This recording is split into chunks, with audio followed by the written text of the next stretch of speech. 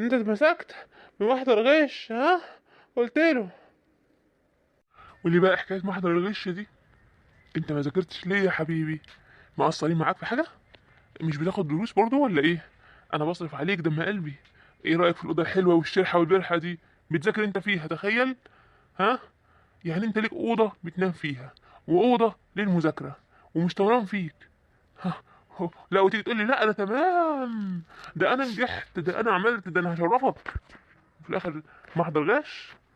وازاي تضرب الاستاذ في الفصل؟ ازاي يعني؟ ها؟